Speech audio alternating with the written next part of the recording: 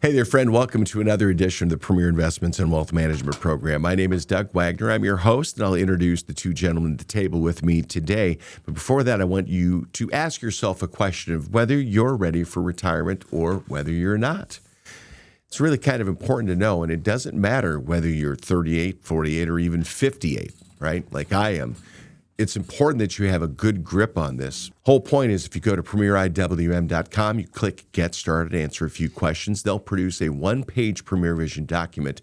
And from that, they'll also offer you a no-obligation meeting. They'll come to you. You can come to them. They'll do it over the internet, whatever.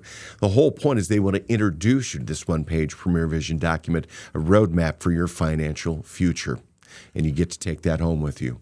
Get in touch with them. PremierIWM.com is a great place to go. Or if you want to call, 800-383-6590 is the phone number. Call to make your appointment today. Premier Investments in Wealth Management, named to Forbes 2026 Best in State Wealth Management Team. To my right, Vice President, Wealth Advisor, and the new Sheriff in town, Elias Randel. He's a certified exit planning advisor as well. Elias, how you doing today? Good, Doug. Good to see you. You as well. Good to see you as well. It's interesting because usually we have a whole table full here. I feel like the third wheel because you guys have your Behind the Wealth podcast, and I'm just sort of here, I don't know, moderating. Maybe we can get you guys to duke it out on something today. Maybe. Okay. Possible. Okay. The other one in the room, Roger Abel, he's the president of Premier Investments and Wealth Management, a wealth advisor as well, accredited investment fiduciary. He's also a certified exit planning advisor. Over 22 years of experience in the investment industry. Roger was named to Forbes 2026 Best in State Wealth Advisors. You may see him around there at that. But around here, we know him as the Big Kahuna. Roger, how's the fishing this year? The fishing was good when I went. Yeah. I have not been for a while. But every time I've gone, it's been pretty good. That's good. Well, you know what? The people who you work with as a wealth advisor, they're glad that you don't do too much fishing. So they want you here, making sure that everything's taken care of. My day for fishing is typically Friday. There you go. But that's been taken over by farm chores. Oh, really? Yeah. Well, all right. So, Overalls or just jeans and a Carhartt? camo. Okay. Camo. There you go. Come on, man. It's the Carhartt camo then. Carhartt camo. There you go. Okay, there we go. All right, I'm going to come back to you for the first question, Roger. David wants to know, personal finance has gotten boring. He says, is that normal? I used to love personal finance content and learning new things. Took a few years, but now we maintain a solid budget, automate our investments, have simplified our accounts, and are just saving money. At this point, there's no content out there to really watch. It's just doing the same thing we've been doing, all while trying to increase our incomes. I'm no expert, but now I find myself bored. Is this a normal sign that I'm now on track, or should I still focus on trying to learn and improve things? That's interesting, David. But I would say that's actually a good sign. Anytime you get to the point where something in your life becomes boring, it typically means you've probably mastered that part of it. And truth be told, Elias and I will talk about this a lot. Investing's not supposed to be exciting. No. It's supposed to be boring. It's supposed to be automated, consistent, happen all the time, relatively boring. One of the questions you asked, though, is should I stop learning? And I would say no. Right? You shouldn't stop learning because and I don't have your age. My guess is mid-30s, 40s, probably.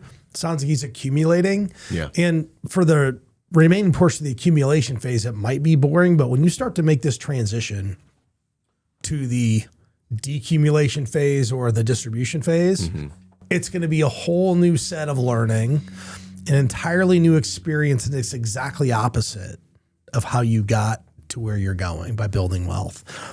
So I don't think I'd focus less on learning, but you've done a good job. You know, there's no silver bullets. Silver bullets, regular, consistent savings, getting to where you're going. And I think the takeaway is you don't need to be entertained. It's not supposed to be entertaining. If it's entertaining, you're probably doing something wrong. Yeah. You don't need to seek excitement. Just build a system that works for you. And just stay on the system and keep working it over and over and over. That's why the New England Patriots got boring, because they kept on winning Super Bowls and people just kept on expecting. And then the people that were high on that party bus, and all of a sudden it starts because they were like, where's my high? Where's my low? I don't have one anymore. So for David, though, he does, you say, hey, do ingest material. Where do you suggest that David go to find something? Yeah, if you feel like you've mastered the basics and you're kind of wondering what's going to come next, it may be time to focus less on the money management, but really the long-term planning. It sounds like David's doing it himself. This is where sitting down with a planner, doing a comprehensive financial plan can identify gaps and blind spots that maybe you haven't seen. Could be some type of tax planning that can help put you in a better situation long-term.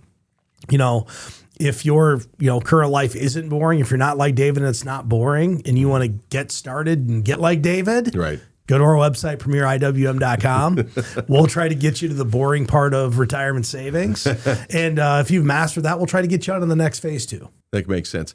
And if you're listening to this question from David and you're thinking, want to be able to get on track like he did, and you know what? There's a piece of material out at the Premier Investments and Wealth Management website Roger referred to, premieriwm.com, and download the 10 Critical Steps Guide. That's just one of a number of things that's out there right now that you can take advantage of. And I think that you're really going to be interested and challenged by that if you are new to investing or you want to take that next step.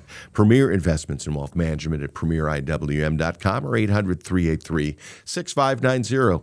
Elias, Carlos wants to know, our inflation seems to be picking back up. It's taking a toll on our finances after we seem to have gotten to a manageable place after the last round of inflation.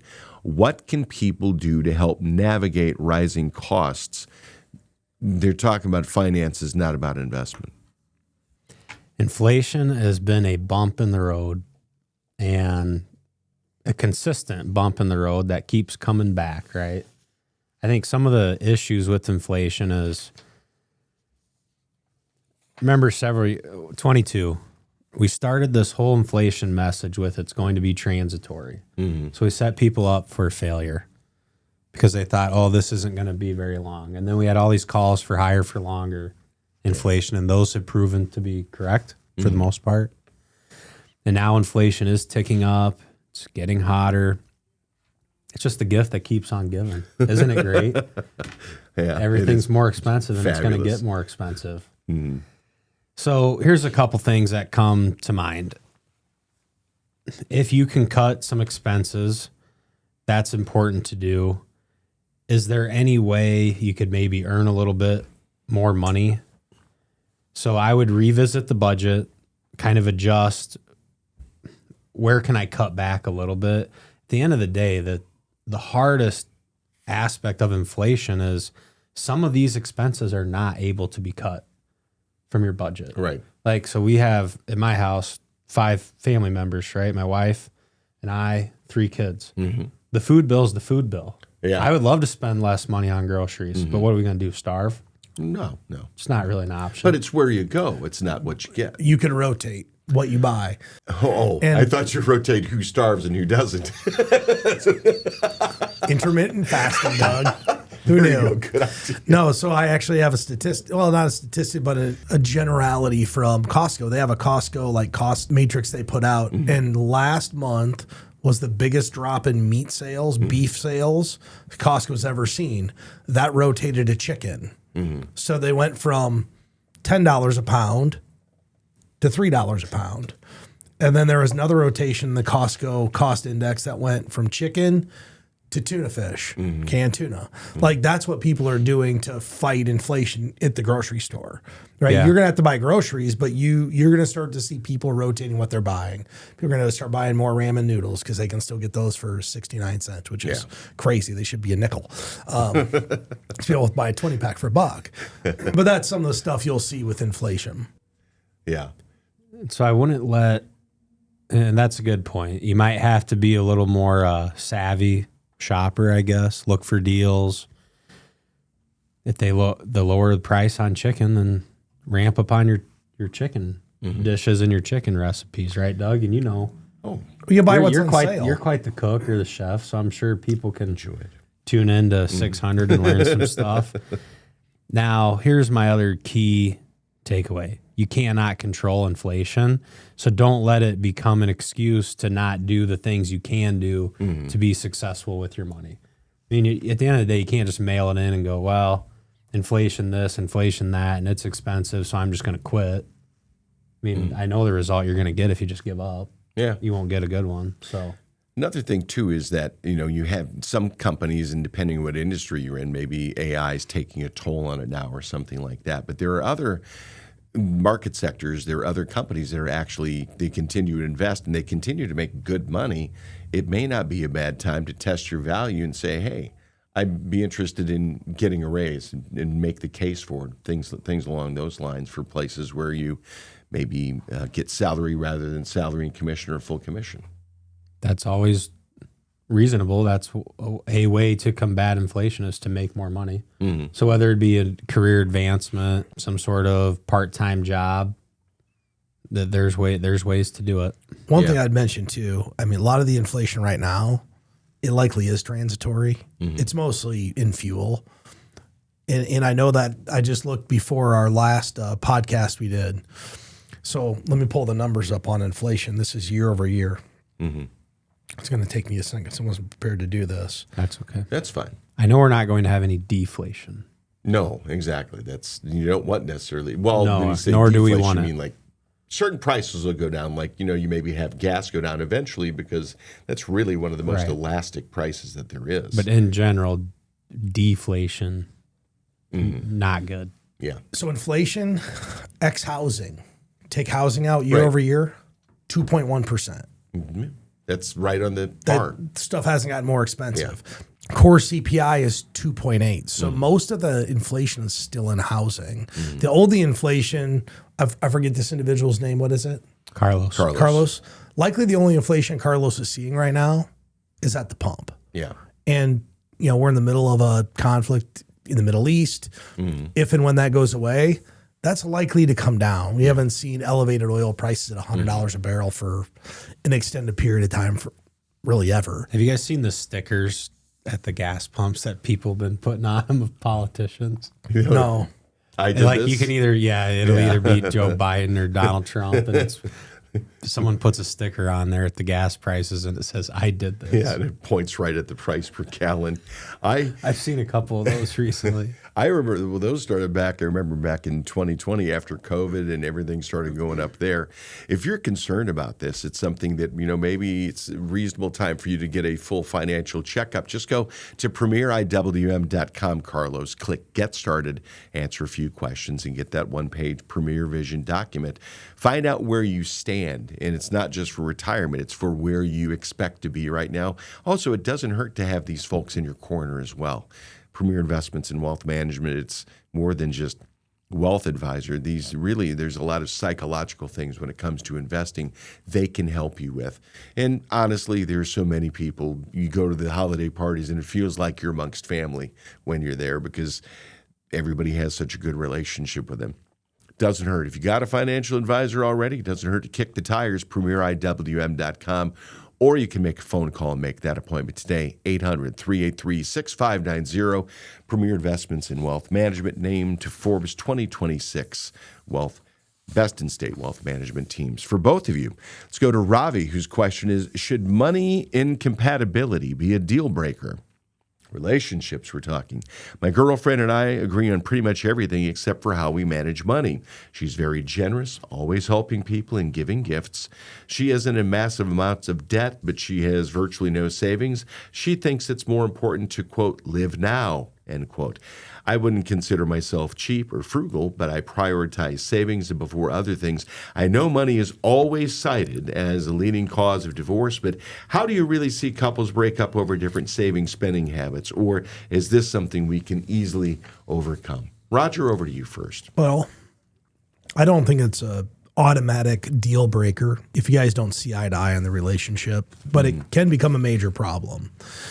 I know he stresses couples break up over different saving spending habits. I don't think it's over different saving spending habits. I think it's typically over money stress, meaning we're in massive debt. We can't afford to do what we want to do. Like we're having money problems. That's different than a difference of opinion. I've seen many couples have their own checking account or however that couple dynamic manages the money. They set up in advance how it was going to be done. It's like if you're going to start a business with somebody, What's the breakup look like before we start the business? Right. Same thing with the family. Before you get married, how are we going to manage the money? It's an important aspect. You can't just ignore it. Yeah. How are we going to make sure we accomplish our goals, dreams, and priorities in concert with each person's individual values with the money? Right. And that's just having a mature conversation with your significant other and getting on the same page.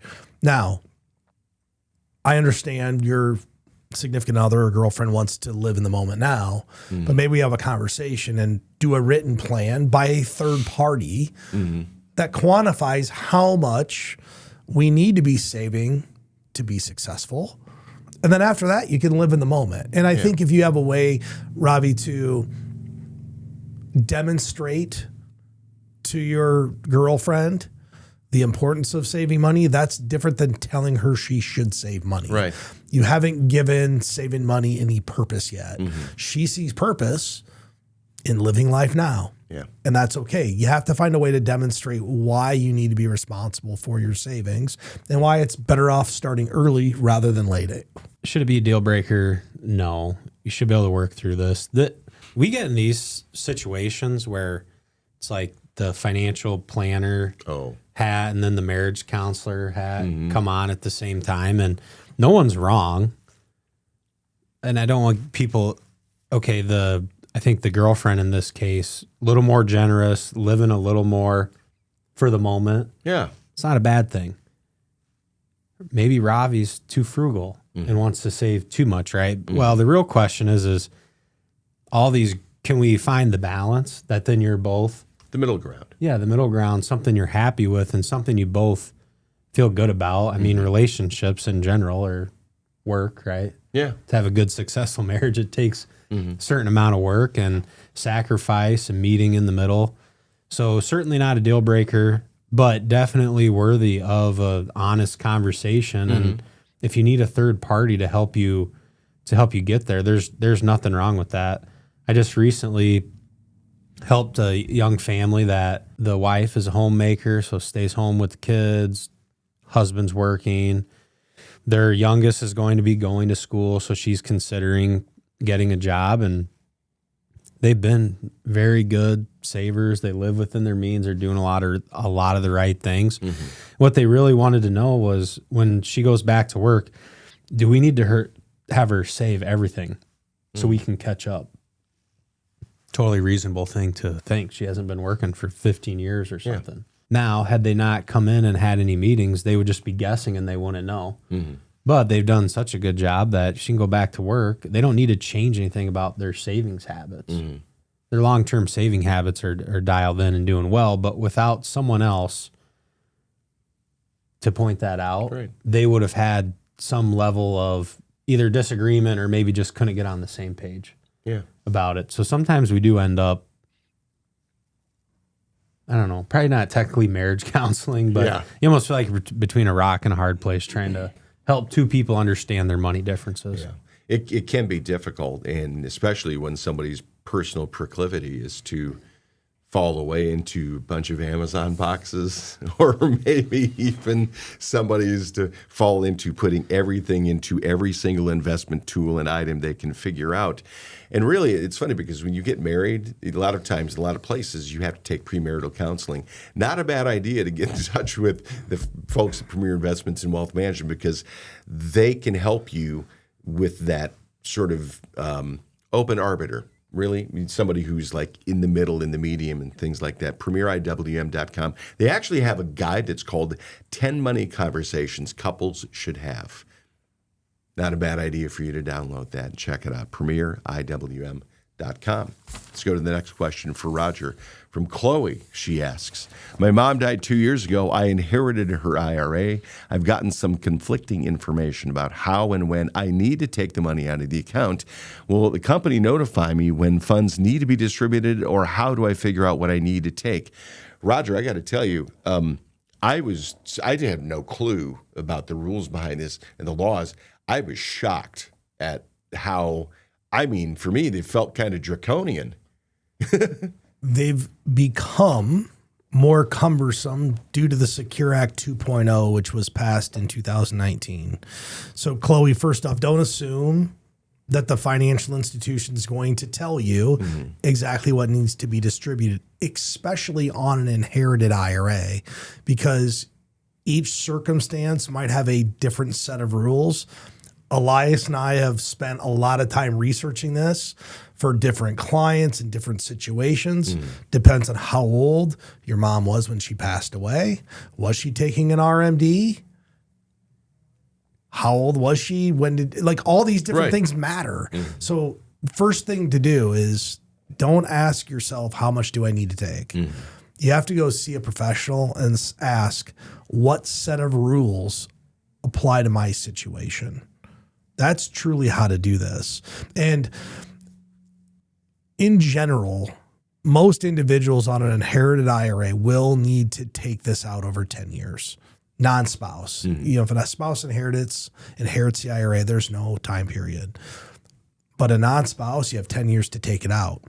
Whether you need to take a required minimum distribution or not will depend upon how old the person was when they passed away. So there's a different set of rules depending upon different circumstances. So first thing I would do, don't assume custodian is going to tell you what you have to take. You need to figure out how much you're going to take. And then understanding the rules can help you assess how to take it, when to take it, what the tax implications are over a long period of time. I get the opportunity to take in a lot of some similar information, not to the depth that you do, just by having done the show with you guys every week for more than a decade, right? And when I see, there's one word that I see that's highlighted that always sets off red flags for me, the word compliant. Because if you are not compliant, they will come after you. And this is a compliance issue, and you can't just wander around the minefield until you get across the other side. Pre-2019, this used to be way easier to figure out. Yeah. Now it's, in fact, the IRS keeps releasing clarifications and guidelines on this. We're 5 years down the road. I mean, and then they give you an extension. So yeah, we were about almost 4 years in when they clarified the first rule. If you have to take people have been required doing distribution something for 3 or 4 years, and then they came back and said, "Oh, well, everyone did it wrong, so we'll just let it go, but no more doing it wrong." Yeah, that's what they did. Jeez. But they told us that was the right way to do it. But then they came back and said, "Well, that's not really what we meant." Well, it's because how the law was written, Right. It was interpreted differently, Right. And nobody could figure it out. So every year the IRS issued clarification, and finally they said, yes, you must take a required minimum distribution. But here's the thing is that unless you have a financial professional in your corner, it's going to be very difficult to do this. Elias, Roger, the team at Premier Investments and Wealth Management, make your appointment online at premieriwm.com. You can click through, see their smiling faces up on the screen, and bam, make your appointment right there, or call 800-383-6590. Premier Investments and Wealth Management, named to Forbes 2026 Best in State Wealth Management Teams. Elias, Linda has a question for you, wants to know, is it a bad idea to dip into my emergency fund to help our adult son? He's 28, recently lost his job, works in a highly specified field, and work's difficult to find. He was offered a position in a different state. The company does not offer any relocation assistance, has a very high cost of living, and my son can't afford to move on his own. I expect he'll need close to $15,000 to move, including his first month's rent. We could help him, but that would take out a good portion of our emergency fund. Is this a bad idea? What's the initial information you're looking for in here that you see checking boxes? The first thought that I have for this is, what does this do to your personal situation? And I think many parents reach a point where they do have to make decisions and prioritize their own personal finance versus that of helping their children. So I don't think this is a terrible use of emergency fund money if it's not going to set the person back. And I would also want to understand more on how is the 28-year-old person in this situation?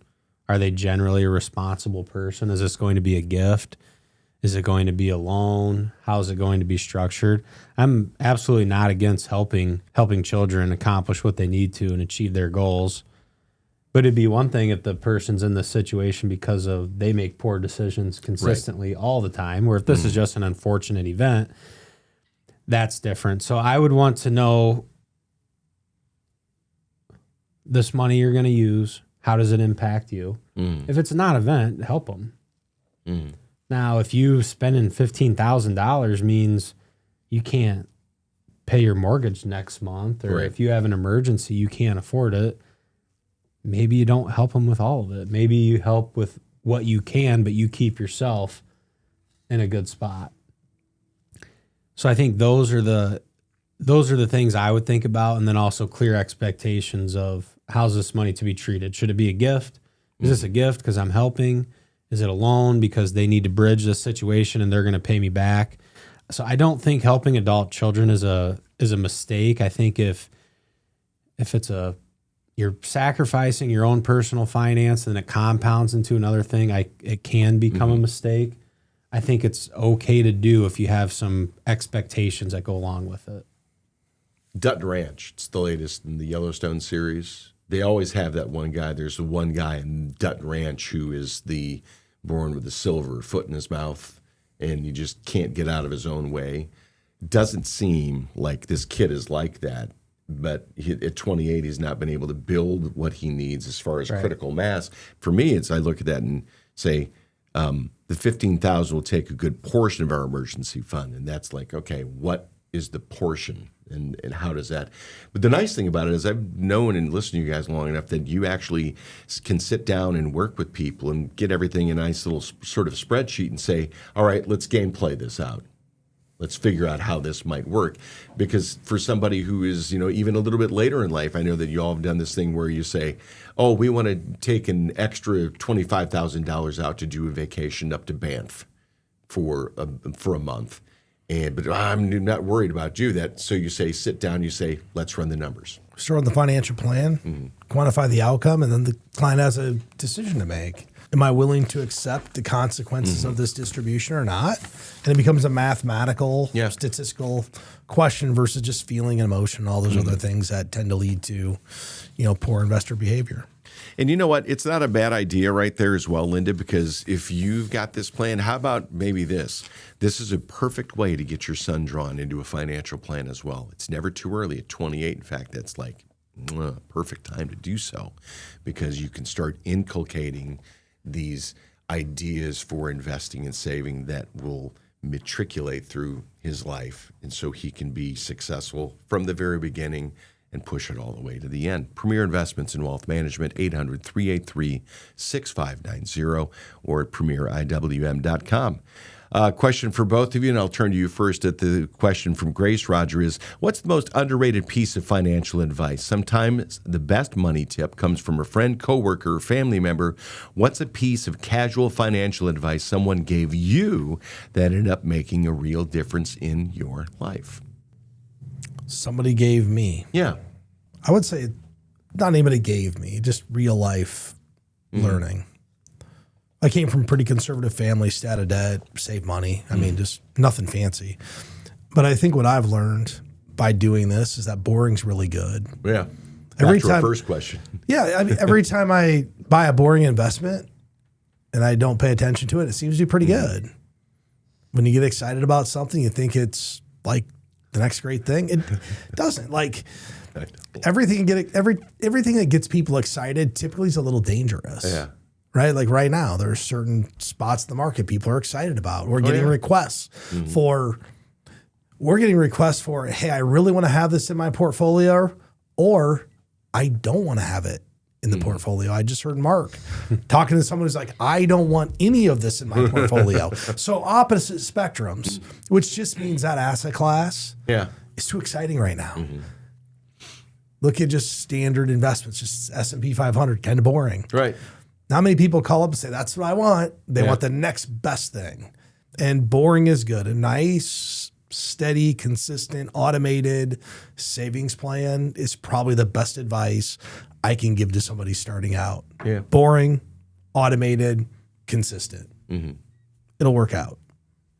Elias? I have two stories on this. So one would just, I think a personal story for me. So I worked for a farmer when I was in high school and college and waited tables. And the farmer I worked for when I graduated school, he told me, when you start making some money, don't try and keep up with the Joneses and save some of your money. Mm-hmm. Which at that time in my life was really important advice, because I thought it was important to have a nicer vehicle, nicer house. Mm-hmm. And I value those things. But so personally, that was a good piece of advice that helped guide some decisions when I was young. But practically, I think the best advice, the thing I see people do the most that kind of eliminates all these other mistakes, is simply pay yourself first. People who prioritize their savings habits, the emergency fund falls in line. Next thing you know, they have very minimal debt. Next thing you know, the house is paid off. Next thing you know, no more student loans. And a lot of it, if you can adopt that one mentality of pay yourself first, make it a priority, it can eliminate these other areas that we make mistakes with. So those would be my two stories on that. Gotcha. I think live within your means, don't try and keep up with the Joneses, and then pay yourself first. Grace, another one, our buddy Jonas, who's not here today, one of the things that he talks about as well is, what's that? Haystacks? Well, no, not haystacks. No. He says, hey, you know what? Somebody that you respect, somebody who's doing well, whether it's financially or in life, ask them, see if you can go out to lunch with them. Number one, you get a free meal. Number two, you may get a piece of information from that may be that key to unlock everything. So it'd be kind of cool if maybe we did in the future a listener advice to fellow listeners kind of show at some point. It'd be, because I would imagine you all still work with people they come up with little nuggets every once in a while. All the people listening, send Molly your best pieces of financial advice, and we'll cover them on the air. We won't use your name. No, we won't. But we'll use it on the air and make it fun for everybody. That'd be fun. Ran into somebody here over the weekend. My youngest got married, and the guy I've known for years, and he was like, I retired, and I took $1 million out of my portfolio and turned it into $2 million in 12 months. That's not his whole portfolio, but he said, I took $1 million out of it, sequestered it, and I turned it into $2 million in a year. And he could not wait to tell me and 15 other people about it. And I felt like I was in Amway for a second.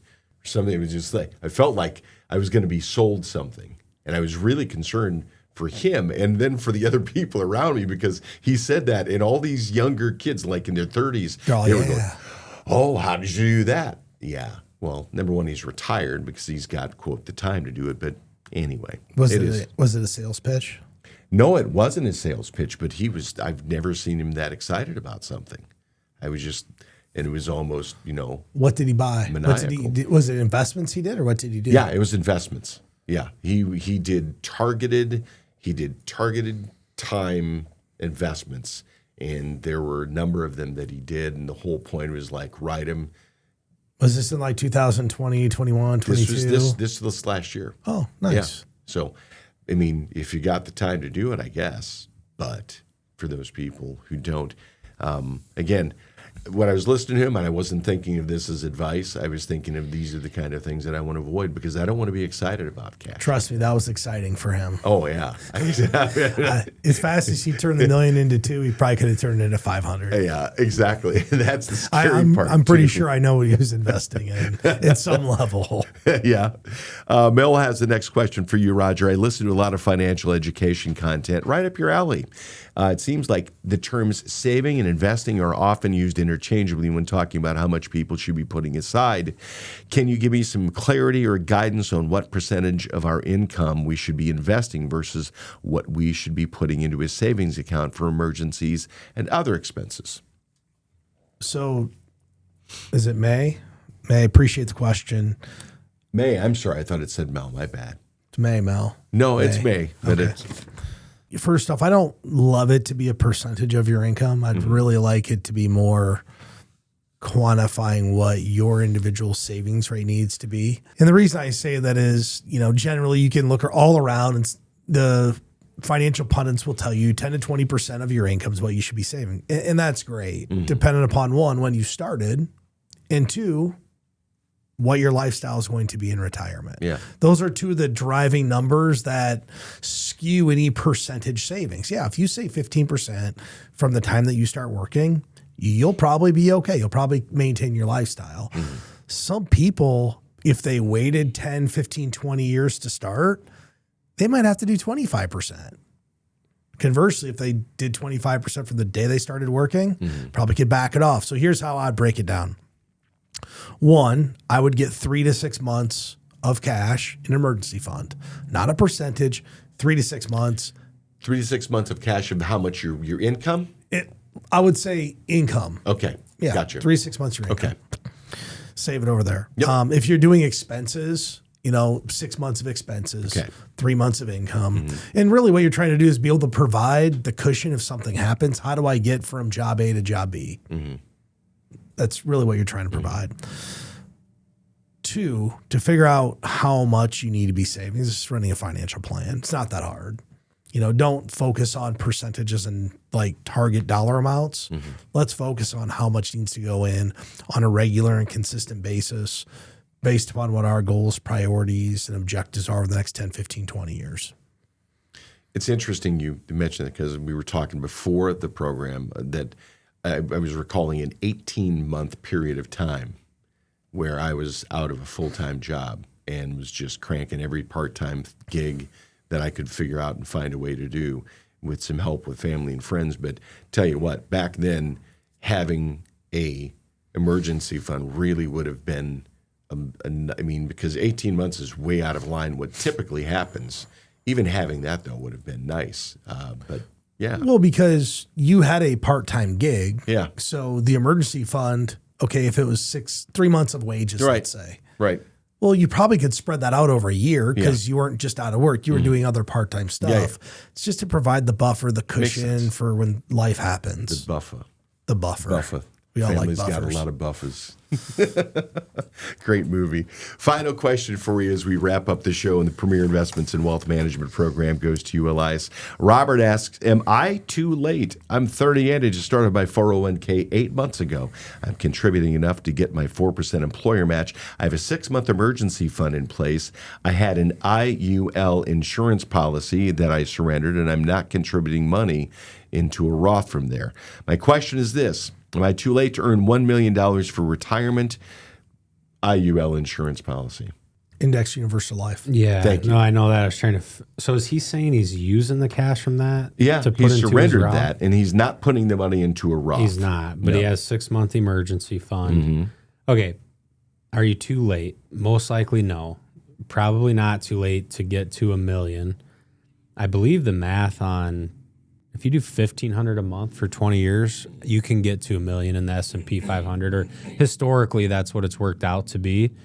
So not too late. I would say a few things I really like that you're doing. You have a 6-month emergency fund. So good job. You can check that box off. Doing enough to get the 4% employer match. Is that enough? I don't know. That's the question here is, are you doing enough to achieve your retirement goals? Because determining what you need to do to have $1 million and then determining what you should do to hit your retirement goals are two different things. Because that $1 million is like arbitrary. It's like, where'd that come from? Yeah, correct. $1 million is way more than some people are ever going to need. It's also way less than some people are ever going to need. So $1 million is a hard thing to say, yeah, that's the magic number right there. So I'd like to see this question reframed a little bit, and let's start having a conversation about what do you need to do to hit your personal retirement goals. And at 38, you're not behind. It's going to take more. I mean, if you start saving at 22 versus saving at 38, it's going to take more and more effort and a little more sacrifice, but it can be done. And at 38, 60 is 22 years away. Yeah. I think you'd really be amazed at what you could accomplish over a 22-year period. And you know what? It's really helpful if you have professionals like my friends at Premier Investments and Wealth Management to walk you through that. Like he just said, Elias did. There's a lot more than just one calculation. There are many calculations. They've got software that does things like that. They've been doing this with thousands of clients, so they have hundreds of years of experience between them. If you go to Premier Investments and Wealth Management website, Premier IWM, not only can you download investor's guides for nearly any kind of situation that you can think of, you can also click on Get Started once you get onto the page at premieriwm.com, enter a little bit of information, and get provided what's called a Premier Vision document and a free no-obligation meeting. They'll sit down with you in person wherever you want to meet, your place, their place, coffee shop, over Zoom, Teams, whatever. You need to have the conversation, though. It's critical that you do because like we were talking about here with Robert, $1 million for you, it may seem like really concrete, but it could be very arbitrary and capricious. That's not what you want. You want something that fits you, and that's what Premier Investments is here to do. Find your financial future that fits you to as close to a T as possible. PremierIWM.com. You can make your appointment online, or you can call 800-383-6590 for Premier Investments in Wealth Management, named to Forbes 2026 Best in State Wealth Management Team for the new sheriff in town, Elias Randel, in the big kahuna, Roger Abel. My name is Doug Wagner. We'll talk to you again soon. Securities and advisory services offered through LPL Financial, a registered investment advisor, member FINRA SIPC. The opinions voiced in this show are for general information purposes only and are not intended to provide specific advice or recommendations for any individual. To determine which investments may be appropriate for you, consult with your attorney, accountant, and financial or tax advisor prior to investing. Premier Investments in Wealth Management and LPL Financial do not provide specific, individualized tax or legal advice. We suggest that you discuss your specific situation with a qualified tax or legal advisor. Rebalancing a portfolio may cause investors to incur tax liabilities and or transaction costs, and does not assure a profit or protect against loss. Economic forecasts set forth may not develop as predicted, and there can be no guarantee that strategies promoted will be successful. All performance referenced is historical and is not a guarantee of future results. All indices are unmanaged and cannot be invested into directly. There is no assurance that the techniques and strategies discussed are suitable for all investors or will yield positive outcomes. The purchase of certain securities may be required to affect some of the strategies. Investing involves risks, including possible loss of principal. There is no guarantee that a diversified portfolio will enhance overall returns or outperform a non-diversified portfolio. Diversification does not protect against market risk. Dollar cost averaging involves continuous investment in securities, regardless of fluctuations in price levels. Investors should consider their ability to continue purchasing through periods of low price levels. Such a plan does not assure a profit and does not protect against loss in declining markets. Contributions to a traditional IRA may be tax deductible in the contribution year, with current income tax due at withdrawal. Withdrawals prior to age 59.5 may result in a 10% IRS penalty tax in addition to current income tax. A Roth IRA offers tax deferral on any earnings in the account. Qualified withdrawals of earnings from the account are tax-free. Withdrawals of earnings prior to age 59.5 or prior to the account being open for 5 years, whichever is later, may result in a 10% IRS penalty tax. Limitations and restrictions may apply. Forbes' Best in State Wealth Management Team's ranking was developed by Shook Research and is based on in-person, virtual, and telephone due diligence meetings, and a ranking algorithm that includes a measure of each team's best practices, client retention, industry experience, review of compliance records, firm nominations, and quantitative criteria, including assets under management and revenue generated for their firm. Investment performance is not a criterion because client objectives and risk tolerances vary, and advisors rarely have audited performance reports. Shook's research and rankings provide opinions intended to help investors choose the right financial advisor and team, and are not indicative of future performance or representative of any one client's experience. Past performance is not an indication of future results. Neither Forbes nor Shook Research receive compensation in exchange for placement on the ranking. For more information, please see www.shookresearch.com. Shook is a registered trademark of Shook Research, LLC.